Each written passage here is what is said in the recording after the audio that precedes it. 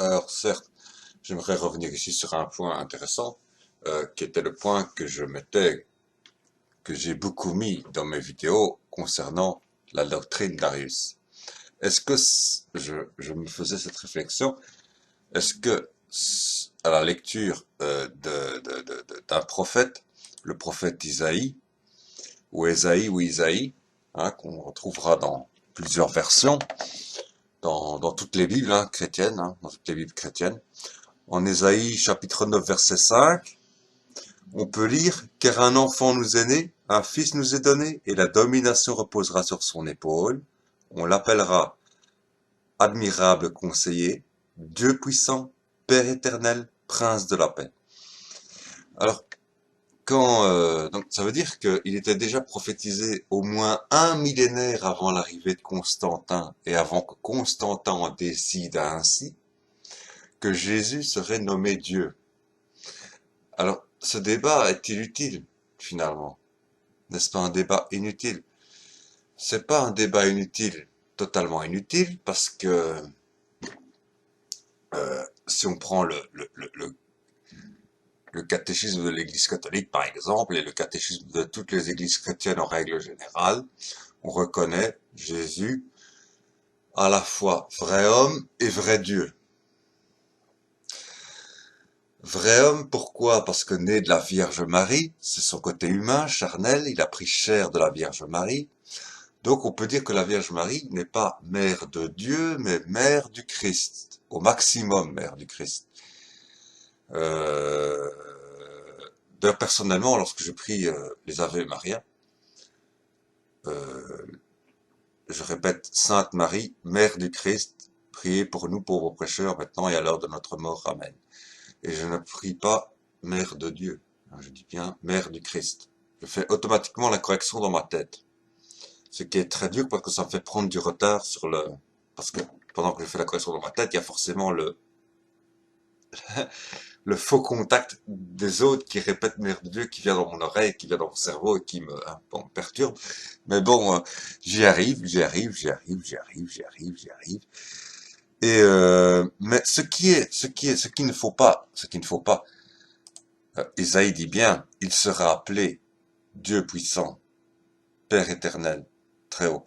Mais Isaïe ne dit pas, ce sera le Dieu tout-puissant, ce sera le Père éternel, ce sera le, etc. Il ne dit pas ce sera le, il dit il sera appelé le,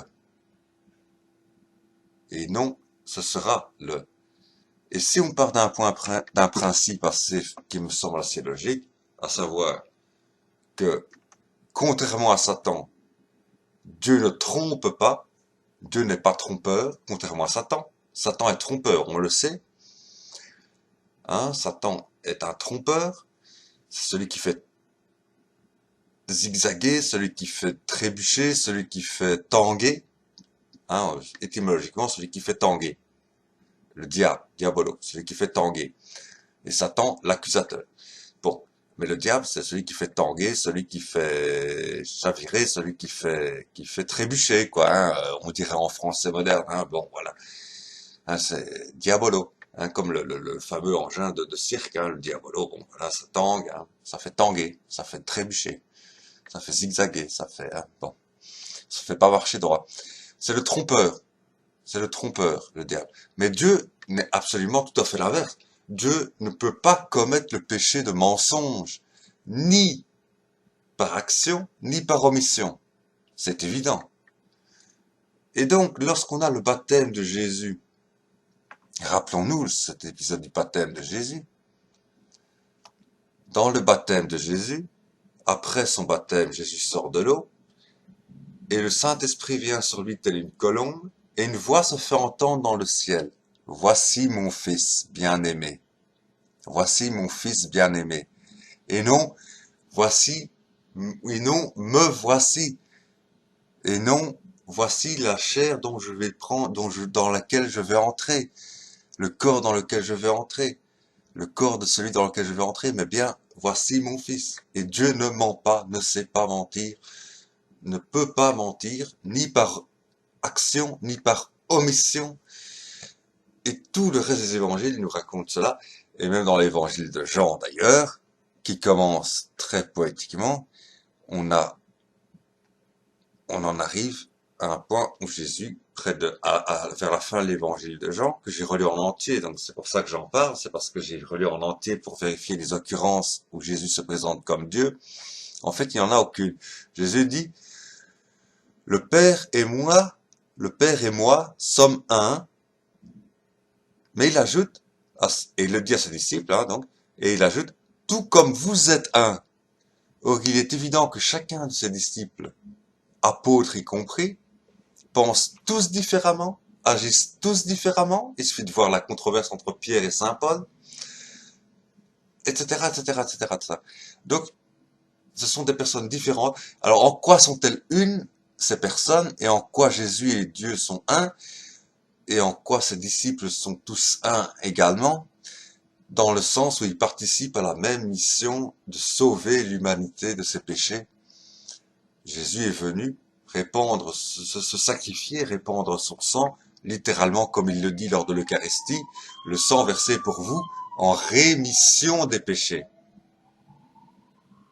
Remettre les péchés.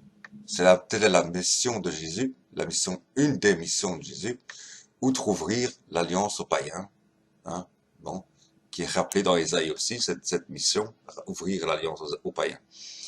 Donc ce n'est pas Dieu fait chair, ce n'est pas Dieu le Père fait chair. Il peut être qualifié de Dieu, c'est Isaïe lui-même qui le prophétise, mais ce n'est pas pour autant que c'est Dieu le Père fait chair et habitant parmi nous. C'est parce qu'il y a deux occurrences du Messie. Et en fait, ça vient d'une disputation avec ceux qui ont dit à l'époque, Jésus ne pouvait pas être le Messie puisque Dieu n'est pas venu en même temps que lui, alors que certains prophètes, comme Malachie, ou Malachi, on le prononcera comme on veut, moi je préfère prononcer Malachie, on peut prononcer Malachi, je ne sais pas comment est-ce qu'il faut le prononcer exactement, mais Malachi, disons, allez, pour prononcer, présente la venue du Messie comme étant le Messie juge, c'est-à-dire le Messie des temps derniers. Et Jésus dit bien qu'il va revenir à la fin des temps derniers dans la gloire du royaume des cieux avec son Père, dans Matthieu. Voilà, Matthieu chapitre 20 et quelques. Lisez les chapitres 20 à 28, entre les deux, ça se trouve. Je ne me rappelle plus exactement quel chapitre, mais bon, je ne connais pas par cœur les versets. Sinon, je serais pasteur ou prêtre. Mais et donc voilà, alors que Ésaïe présente l'advenue d'un sauveur, de Jésus sauveur. Et il présente les deux à la fois d'ailleurs, le Jésus sauveur et le Jésus juge. Mais le Jésus qui est venu il y a 2000 ans était le Jésus sauveur, comme le présente Ésaïe tout le long de sa prophétie. Alors que Malachie et d'autres prophètes présentent le Jésus juge des temps derniers, tel qu'il viendra, effectivement, tel que nous reconnaissons qu'il viendra juger les vivants et les morts. Il est monté au ciel, d'où il viendra juger les vivants et les morts. Il est monté au ciel, est assis à la droite de Dieu le Père, d'où il viendra juger les vivants et les morts. Donc, c'est pas la même advenue du Messie.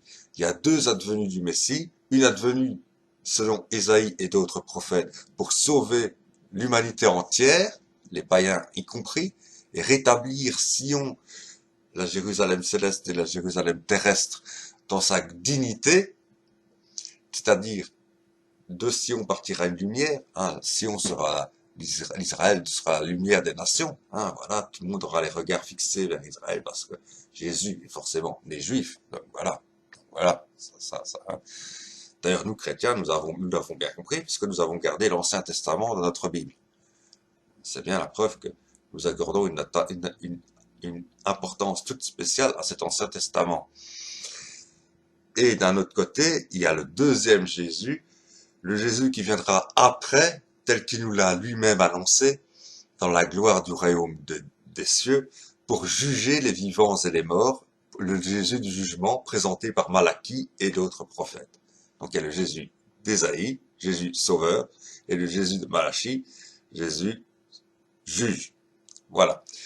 Donc voilà. Et c'est ça, et cette disputation du début du siècle, enfin du début du millénaire, du début du premier millénaire, du début des premiers siècles chrétiens, où on disait mais non, Jésus ne pouvait pas être le Messie puisqu'il est écrit que le Messie viendra avec Dieu. Oui, dans Malachie c'est écrit, mais pas dans Ésaïe.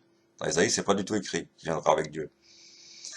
Donc parce qu'il s'agit de bien de deux sauveurs, de un sauveur pour le Jésus tel que nous l'avons connu en l'an 1, c'est Jésus sauveur qui est né, et puis Jésus qui descend des cieux, annoncé toujours par Élie. Attention, il y a toujours un Élie qui l'annonce. Le prophète Élie l'annoncera. Mais descendant des cieux et venant juger le monde avec son Père, là cette fois-ci, c'est bien effectivement le Jésus de Malachie. Voilà, et donc on aurait pu répondre ça à ceux qui critiquaient les gens qui croyaient en Jésus, sous base que Jésus n'était pas venu avec Dieu. Ésaïe n'a jamais dit que Jésus viendra avec Dieu, mais il a bien dit que la Vierge enfantera d'un enfant, etc., qu'elle appellera Emmanuel, Dieu avec nous, Jésus, Dieu sauve. Donc voilà, tout simplement. Donc voilà. Mais donc c'est simplement ça.